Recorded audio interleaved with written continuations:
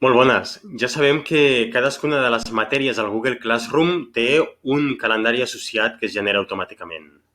De manera que quan el professor o la professora envia una tasca per un dia determinat, automàticament en el Google Calendar ens apareix aquella mateixa tasca.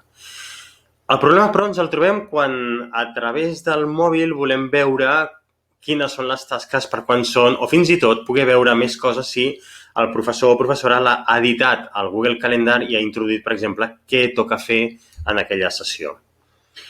Vols aprendre a configurar-ho al teu mòbil? Doncs una mica d'intro i aquí jo t'ho explico.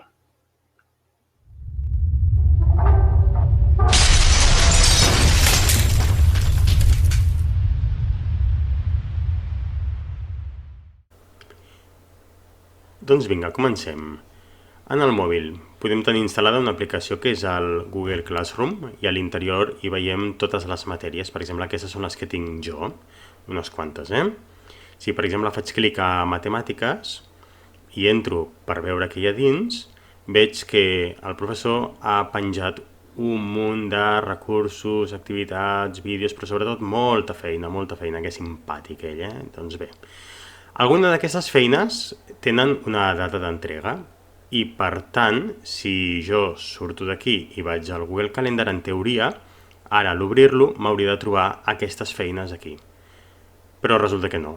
Passo moments, aquí no veus, mira, aquí no hi ha res, passo de dia tampoc, passo de dia tampoc.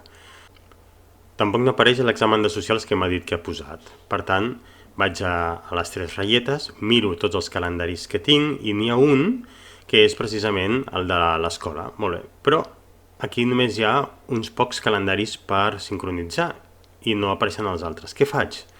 Doncs vaig a Ajustes i dins d'Ajustes busco i dono clic a Mostrar más allà on hi ha els calendaris de l'escola. I ara, això sí, he d'anar un per un, obrir-los, per exemple, Física i Química, i demanar-li que sincronitzi. Vaig al següent i demano que sincronitzi. Vaig al següent i demano que sincronitzi. I això ho he de fer amb tots els calendaris de totes les assignatures i d'aquesta manera podré tenir la garantia de que quan obri el Google Calendar sí que m'apareixerà la informació, ja sigui del Google Classroom, ja sigui la informació que el professor manualment hagi introduït en el calendari per informar-me de quines són les properes tasques que hauré de fer.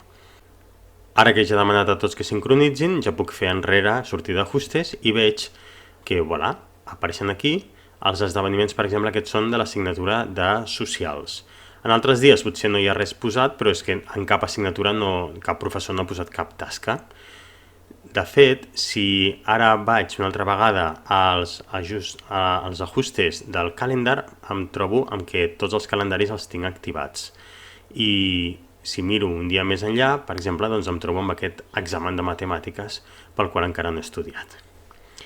Doncs ja saps que al Google Calendar de manera fàcil li pots demanar que et mostri una vista mensual i després també pots demanar que en lloc d'ensenyar-te només la informació d'un dia, t'ensenyi la d'una setmana, per exemple, i d'aquesta manera tens una visió no tan detallada dels esdeveniments, però sí més general de totes les feines o de totes les tasques que tens pendents d'entregar en els propers dies, i per colors les diferents assignatures.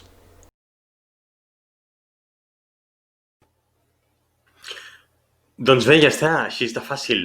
Si aquest vídeo t'ha resultat útil, ja ho saps, t'has de subscriure en aquest canal i no només això, envia'l també per WhatsApp, per exemple, a tots els teus contactes. Vinga, fins aviat.